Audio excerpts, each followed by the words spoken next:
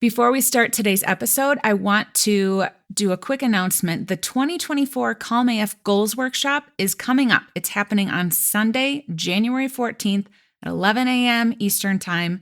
It is a live 3-hour workshop where we're going to be going from start to finish through the entire Calm AF goals process. You're going to leave this workshop not only knowing what your goals are for the year ahead, you're also going to know exactly where to start. You're not going to be confused about that. And you are going to have a very specific plan that you will be able to follow every day so that you actually achieve your goals this year. If you happen to already own the Future Self course or you're a member of Calm AF Life, you get free access to the workshop. Make sure you watch for an email soon with those details. But if you're not a member of Calm AF Life, a client of mine, or you don't own the Future Self course yet, get your ticket to the workshop. It is only $49. This includes the workshop. This includes the downloadable workbook. And yes, if you can't come live on the 14th, you will get the recording. You don't want to miss this. It is the best 3 hours that you will spend in the next month. All right, let's get on to today's episode. This is Calm AF, a podcast for humans who are hard on themselves.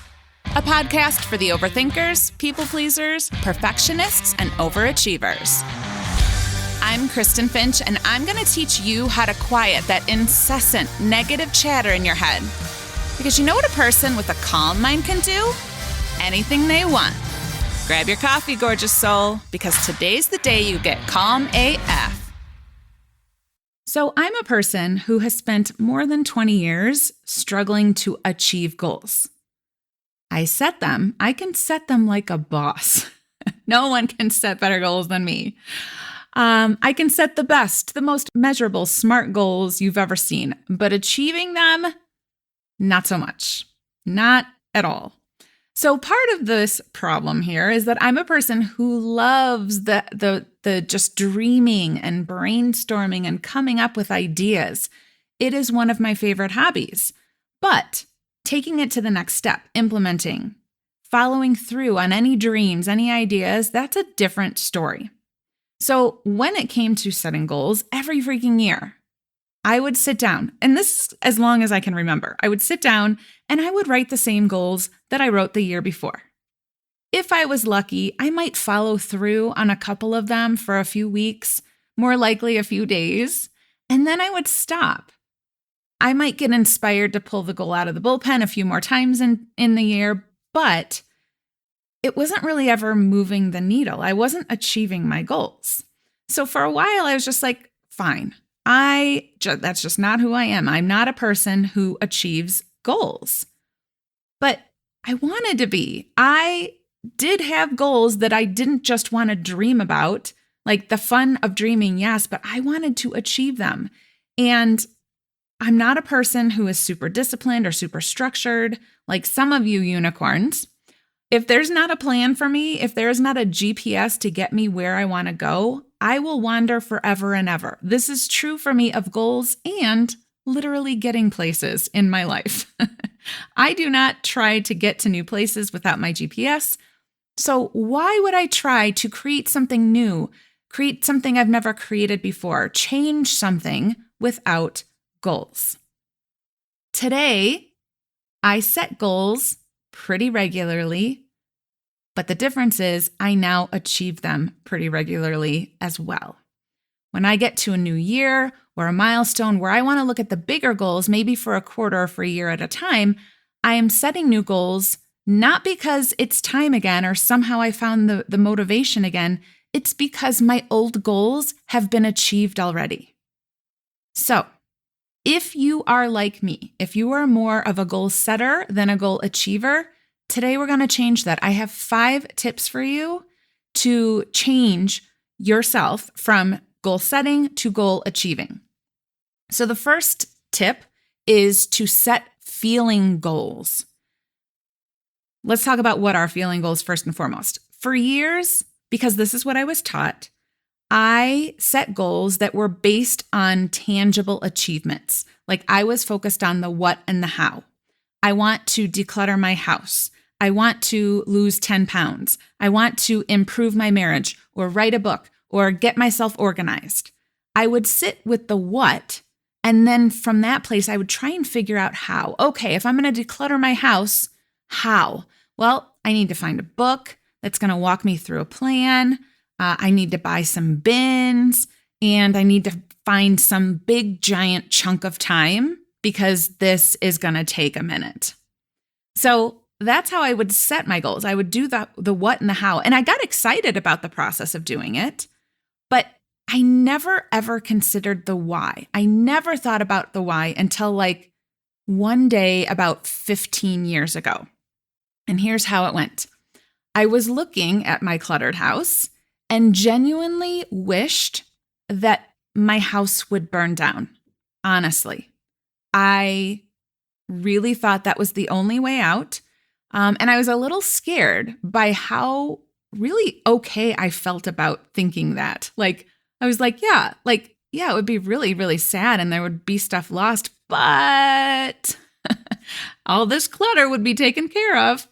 So I didn't like how okay that thought felt to me. So when I stopped and I asked myself, why? Why am I okay with my house burning down so I don't have to deal with clutter? It was because I was so overwhelmed. The clutter was overwhelming. The thought of decluttering the house was overwhelming. The thought of getting started and then getting overwhelmed in the middle was overwhelming. So much so that I thought the only way out was if it all just burned to the ground. And what I really wanted in that moment, I was like, I just want to feel peace when I walk in my house, when I walk anywhere in my house, when I go into the basement, when I go into a closet, when I go into this table that has clutter all over it. I just want to feel peaceful. So even though I was kind of okay with the idea of a house fire, I wasn't actually going to burn my house down. So I recognized that if I actually want to do this, I can't feel overwhelmed by the process. I need to feel peaceful in the process in order to feel peaceful in my house. And that's when I started doing it 10 minutes a day. That felt doable. That did not feel overwhelming. That felt peaceful. And what happened was I started 10 minutes a day because that's what didn't feel overwhelming. And I just started going through my house and decluttering it. And what happened was for the first time, maybe in my entire life, I was making progress on a goal. I was making consistent progress on a goal, and I wasn't quitting. From then on, I knew everything. If I want to change anything, I have to shift from the what and the how to the why. I need to shift from the tangible, smart goals that I was setting before to the feelings goals. That is how I'm going to achieve them. That's the first tip. The second tip, focus on one simple thing at a time.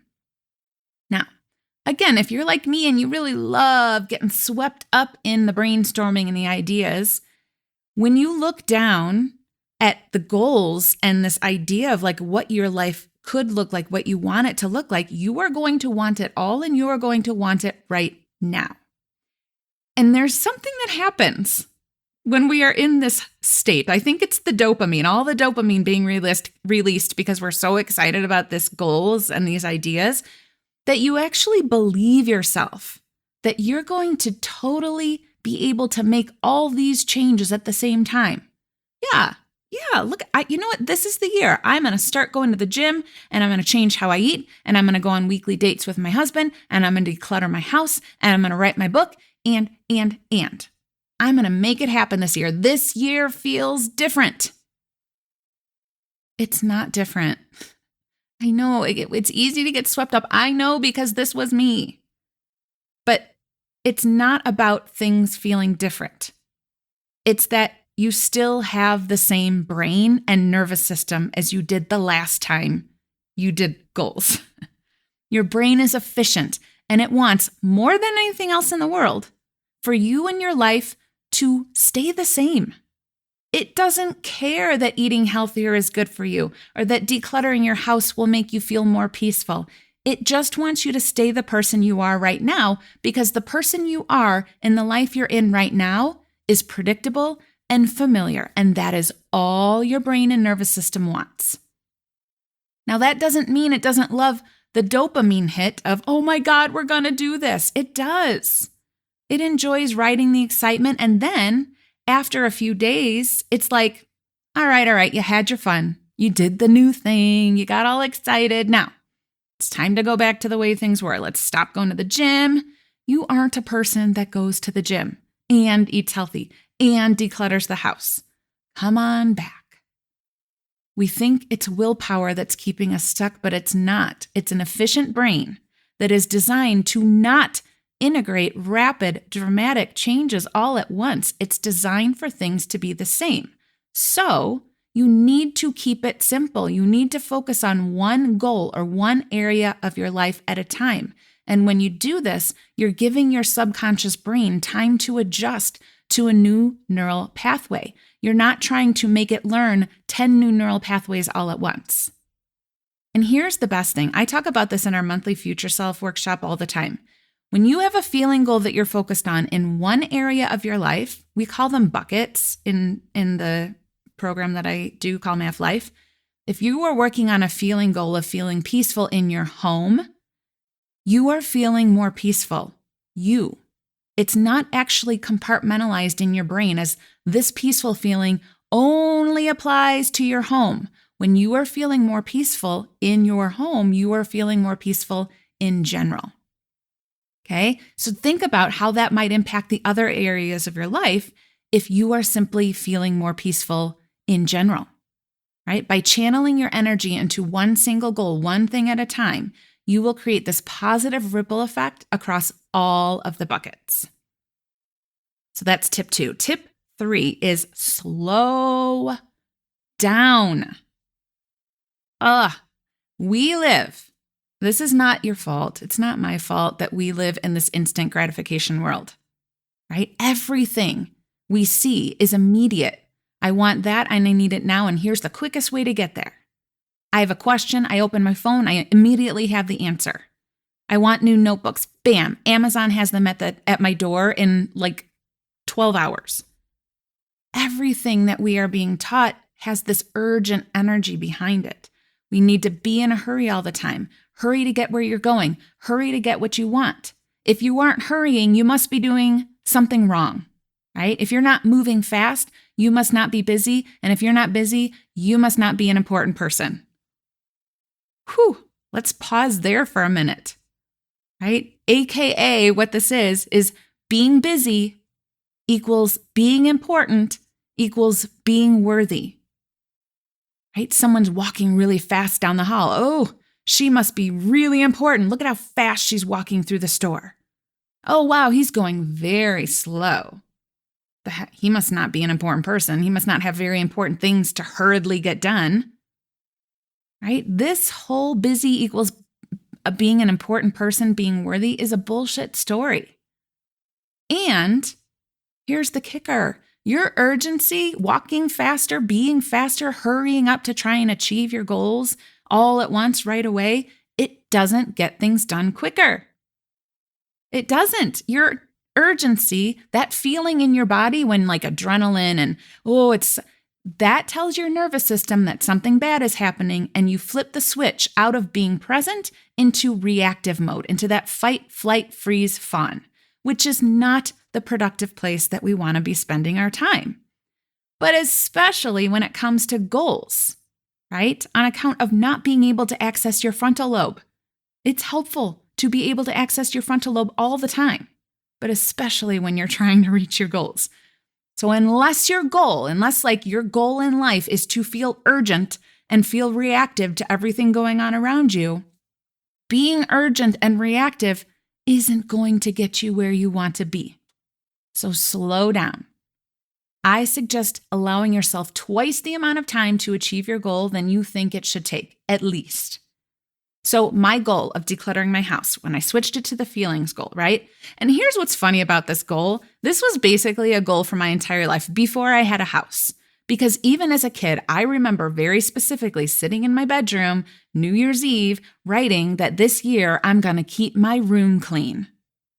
never happened. As an adult, it turned into I'm going to keep my house decluttered and keep my house clean. So every year for like 30 years, I would spend an entire day or an entire weekend once I had a house cleaning my room, cleaning my house. And oh my gosh, when I was done, if I got done, because how many times I would get overwhelmed mid-project and quit? A lot. But when I did get done, it felt so good while it lasted, which wasn't long, which means I wasn't actually achieved the goal of keeping my room clean or keeping my house decluttered. When I switched to the feelings goals, like I talked about early from my house, and I slowed down and I moved from only working on things when it was a problem to working on it daily, 10 minutes a day, it took me, I don't even know, less than a year, which yes, is longer than 2 days that I normally gave myself to achieve the goal. But here's the difference. I have now kept my house clean and decluttered-ish for like 15 years. I don't have to put aside 2 big, huge days to try and achieve this goal. This isn't even a goal for me anymore. It's just something that I do. It's part of who I am now. So instead of this instant gratification high, which would create a temporary result, I slowed down and I created a permanent result, which actually goes right into that 4th tip, which is tip 4, engage with your goal daily.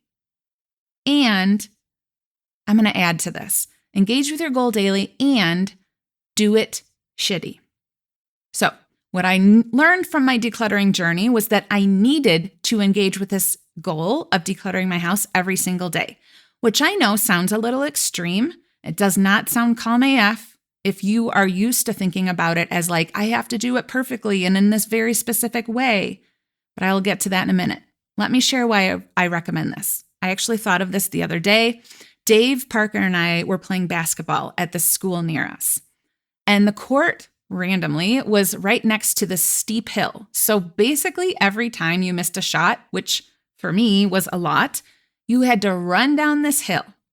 And the hill wasn't mowed. It was just like this really tall grass and weeds. So the first time the ball goes down the hill, I had to walk down this very, very like steep and grassy hill. And I walked very cautiously because you couldn't see what you were walking on. So there were rocks and, things that I was afraid I was going to like roll my ankle because I'm old. That's things you have to think about now. But I am always worried about stepping on a snake here. So I'm going down really slowly down this hill. And I get down to the bottom, I pick up the ball, and I turn around to go back up to the court, and I see that there is already a very worn path. And this is from what I assume is the middle school kids having to go retrieve the ball from the bottom of the hill every single day, many times a day during recess. Right? This part of the hill was just a strip of dirt. There wasn't grass, there wasn't weeds. It was already worn down. Grass wasn't even growing in this little path anymore. And that is how neural pathways work, right? If I use the path, if it was just me, I use the path once or even once in a while, it will create a new connection in the brain. But using that path every single day will hardwire the connection. So Dave Parker and I, we made new paths down the hill. And if we came every weekend and used that path, it would definitely get a little more worn down. But the path that is used every single day that the kids have already made, that is a permanent pathway now. So if you want to achieve a goal that isn't just a one-time thing, you want to be engaged with your goal every single day. Now, here's the part where it doesn't have to be overwhelming and, oh my God, every single day. I said engaged. I did not say hyper-focused. I did not say you need to be hyper-vigilantly taking massive action towards your goal every day. I said engaged. You need to give yourself permission to do it shitty. Some people, particularly my perfectionists and my overachievers, have a hard time with this tip because why bother doing anything unless you're going to do it right and you're going to do it well as you possibly can? Well, sure. That's great, except for, days that you aren't feeling well, days that you're feeling like procrastinating, not doing anything because you can't do it perfectly. Permission to do it shitty simply allows you to show up and do something to keep yourself engaged with the goal. What I teach my clients when we're talking about setting goals, we come up with lots and lots of actions that they can take towards their goals. And then we say, okay, now, what is your plan for your very worst day? How are you going to make sure you engage with this goal on the day that you're cranky, that you feel like garbage, the day you haven't slept, the day everything is going wrong from the second you wake up until the second you go to bed? How are you going to show up on those days? And those are the days where permission to do it shitty comes in, right? Oh, I'm going to just move one thing. I'm going to declutter one thing on my very worst day because at least then I'm engaging. It's not going to take much time or energy or effort on my part, but I am engaging with it every day because I have given myself permission to not do it perfectly, to do it shitty. Not every day, but on the days that I need to. Okay. And the last tip number 5, expect and welcome boredom. Now, if you do something every single day, at some point, you're going to get bored of it, which is great. It's good. Whenever my clients tell me they're a little bit bored with their routine or their goals, I say, yay, boring is so good. We got to celebrate boring because boring, there's a negative connotation to the word boring, and I will talk about that in a second. But what it means, if you're feeling a little bored, it means that the neural connection is hardwired. It means you aren't a person who is trying to do this new thing anymore. You just are that person. The instant gratification, busy lifestyle also likes to tell us that feeling inspired, lit up, aggressively focused on a goal, feeling motivated, these things are a necessary component of achieving goals. How many times in your life have you thought about a goal, I just need to get motivated. I just need to get myself motivated. You don't. Do you hear me? You don't. You do not need to feel motivated. You do not need to feel inspired. You do not need to feel lit up, anything, in order to take daily action on your goals any more than you need to rely on motivation or feeling lit up about brushing your teeth. If you're doing it right, meaning you are doing it in the way that your brain actually works, you're definitely going to get bored working on your goal. You're going to feel uninspired. You're going to feel unmotivated. You're going to feel like you're just going through the motions. Good. So what? Keep going. This is how you know you are now becoming the person who declutters the house and keeps it that way, who goes to the gym without having to get themselves all lit up about it. You are becoming the person that you want to become. You aren't trying to become them anymore. Boredom, which, by the way, it's not actually boredom. It's just the absence of the excitement and the adrenaline. This is actually where we want to spend our time. So if boredom shows up, you're like, don't feel like it today. Good. It's working. Keep going. All right, here you go. 5 tips that are going to take you from goal setting master to goal achiever. I really hope you use these tips as you're thinking about what you want to create, what you want to change, what your goals are for 2024. Don't forget, the best option to get clear on this is to come to the 2024 Goals Workshop. It is happening January 14th. It is going to show you from front to back how to set your goals, feelings goals, how to slow down, how to pick the one thing that you're going to focus on, and how to take action every single day. All right, gorgeous souls, here's to 2024. May it be filled with joy and peace and calm and boredom. I love you so much. I will see you in 2024. Thanks for listening. And before you go, one more thing. So as you know, I am slightly obsessed with helping as many humans tap into their calm AFness as possible. So if this podcast has helped you, would you please leave a review, make sure you're subscribed, and share it with your friends. Also, make sure you head on over to KristenFinch.com to see how you can work with me. You can sign up for my emails and get any other goodies I have available. Until next week, I love you so much. I am so grateful that you're here. I'll see you next time.